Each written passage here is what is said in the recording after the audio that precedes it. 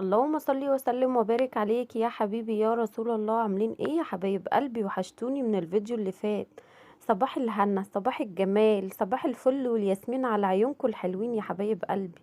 شايفين المنظر؟ شايفين القرنبيط اللي معانا الجلد اللي يفتح النفس ازاي؟ شايفين؟ بصوا. لو لسه بقى بتحطي بيض على القرنبيط انسي الطريقة دي خالص. طبعا البيض دلوقتي غالي، وطبعا الزيت غالي، ولا هيبقى بيض ولا زيت؟ لا طبعا. معلش كده يا حبايب قلبي، بيض ايه بقى اللي انتوا بتحطوه على القرنبيط؟ اكيد ما جربتوش طريقتي. شايفين المنظر؟ شايفين؟ بصوا دهب يا اخواتي. بصوا فظيع بجد. بصوا قرنبيط من غير بيض. بصوا فظيع بجد. بصوا شبه، بصوا كريسبي ازاي. بصوا، ولا مش عايزه اقول لكم، ولا القرمشه، ولا لونه، ولا طعم، ولا بصوا حكايه بجد. عايزاكم انتوا اللي تجربوا.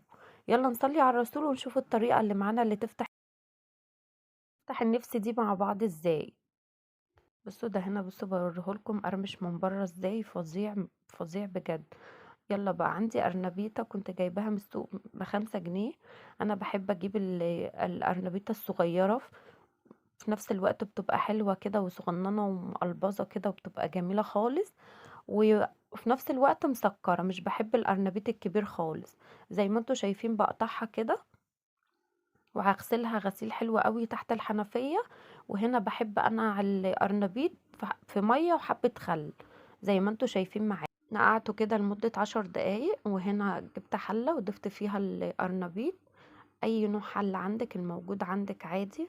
ممكن ألمونيو برضو عادي، مفيش اي مشكلة. ممكن تضيفي لها معلقة خل علشان ما تغيرش لون معاكي. وهنا عندي مية سخنة من الكاتل، نزلت عليها على القرنبيطة كده. وهضيف معلقة من الملح ومعلقة من الكمون، زي ما انتوا شايفين يا حبايب قلبي. واحطها على النار بقى تغلي غلوتين. ما بحطش ميه كتير، يدوب بس الميه تغطي وش القرنبيطه، وهغليها غلوتين. وهنا بقى عندي طبقين بولتين الموجود عندي. عندي بولتين بالشكل اللي انتوا شايفينه ده، وعندي كوبايتين من الدقيق. هقسم حبه هنا وحبه هنا، زي ما انتوا شايفين يا حبايب قلبي. صلي على الرسول. لو لسه ما وهنا حطيتيش بقى اللايك ما هبهر تنسيش الدقيق، معلقه تحطي من اللايك. الفلفل، وهنا برضو معلقه من الفلفل. وهنا هضيف معلقه من رشة من الكركم. ممكن الفلفل تضيفي كده، كركم برضو او هنا كاري، رشة من الموجود الفلفل. موجود عندك ومتوفر عندك. وهنا برضو معلقه من رشة من البابريكا، معلقه من الثوم البودر، معلقه من الملح، معلقه من الكمون، معلقه من الثوم البودر. بجد بصوا، مش عايزه اقول لكم التتبيله دي حلوه قوي في القرنبيط، زي ما انتوا شايفين معايا كده.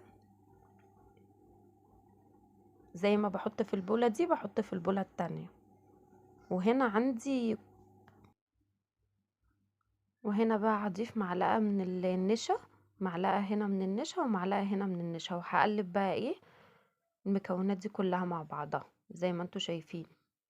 طبعا وهسيب معلقة من النشا، هقول لكم هعمل بيها ايه دلوقتي. دي سر القرنبيط معانا اللي هتخليه يطلع، بصوا كريسبي كده. بصوا فظيع. هو بقلب بقى زي ما انتوا شايفين معايا كده. عندي كوباية مية هنزل عليها في البولة، كوباية واحدة بس، تدريجيا كده لحد ما اشوف ايه انا عايزة القوام بتاعها زي الكيك كده.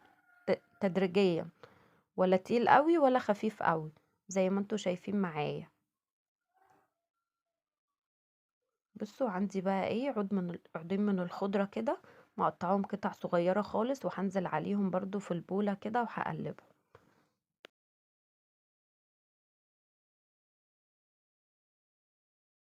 هاخد بقى الخليط اللي احنا عملناه مع بعض وهركنه على جنب. وهنا بقى جبت القرنبيطة قطعتها قطع صغيرة، وهنزل في الخليط اللي احنا عملناه، وبعد كده في الدقيق. طبعا ده سر من اسرار القرنبيط، بيبقى حلو قوي.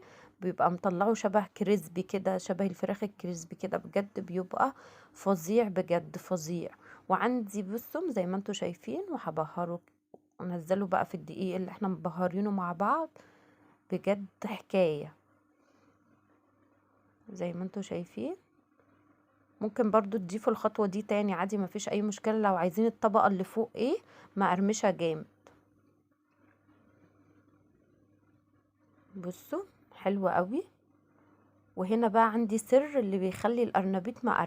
فاكرين معلقة النشا؟ ضفتها على الزيت زي ما انتوا شايفين. ممكن تضيفوها بارد سخن، مفيش اي مشكلة، ولا الزيت هيتحرق ولا اي حاجة من دي. عايزاكي تضيفيها وتجربيها وتقوليلي. بتضيفيها، ممكن تضيفيها في السمك برضو مفيش اي مشكلة.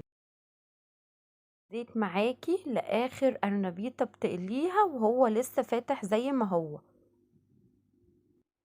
وهنا بقى ايه بعمل برضو الارنبيط اللي باقي معايا زي ما انتوا شايفين.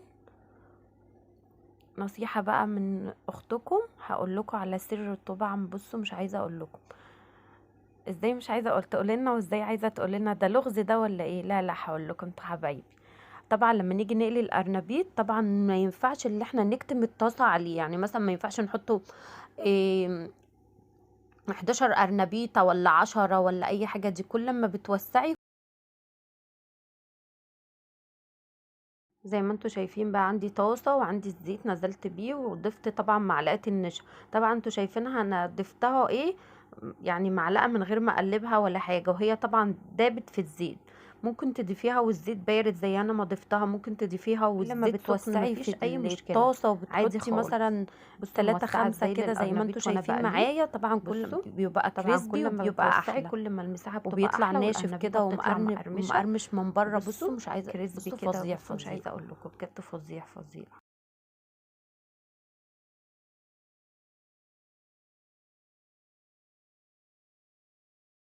تفكري يا حبايب قلبي 11 أرنبيطة من الكبار؟ لا 11 قطعة، 5 قطع 6 قطع، على تفكروا أرنبيط من الكبار في الطاسة يعني يا حبايب قلبي.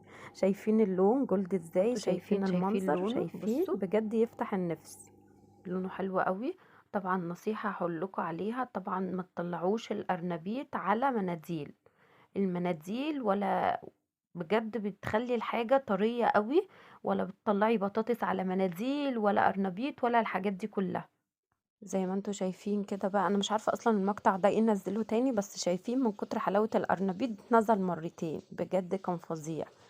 طبعا البيض غالي، الواحدة دلوقتي ب7 جنيه او ب6 جنيه. طبعا قلنا بلاش بيض خالص، يعني احنا عارفين ان الزيت برضو غالي، بس برضو هنعمل ايه؟ مش هناكل؟ لا هناكل يا حبايب قلبي، ولا هيبقى بيض ولا زيت؟ لا مش للدرجات دي. انا بضحك معاكم يا حبايب قلبي. بصي الاكله دي لذيذه قوي، ممكن تاكليها لوحدها، ممكن تاكليها بقى جنب بطاطس محمره ومخلي اللفت بقى او مخلي الليمون بقى ومسقعه. بصوا المنظر، بصوا شايفين؟ شايفين الجمال؟ عدى الكلام. بصوا لذيذ والله لذيذ. بصوا لا لا مش عايز، بصوا عايزاكم انتوا اللي تجربوا. بصوا ده مش ارنبيط، ده فراخ كريسبي. شايفين المنظر؟ بصوا شايفين اللون جولد ازاي؟ بجد يفتح النفس، بجد يستاهل بقكم. عايزاكم تجربوه بالطريقه دي وتقولي لي رايكم. طبعا انا بعمل الحاجات دي للبنات اللي لسه مبتدئه، وانا عارفه ان انتوا كلكم شطار يا حبايب قلبي. ما تنسوش طبعا اللايك عشان انتوا مقصرين معايا جدا جدا جدا، انا مش فاهمه ليه. انتوا هو الله اللايك بيكهرب ولا ايه يا فوزيه؟ ما تقولي لي. لو بيكهرب ما تحطوهوش، لو مش بيكهرب حطيه لحبيبه قلبك اختك ام سفيان. ما تنسيش طبعا اللايك والشير وتفعلي الجرس عشان ينزلك كل جديد من فيديوهاتي. دعوة حلوة ولكم بالمثل. اشوفكم على خير في فيديو جديد. باي يا حبايب قلبي، ما لايك تنسوش بقى اللايك. وتعليق حلو شبه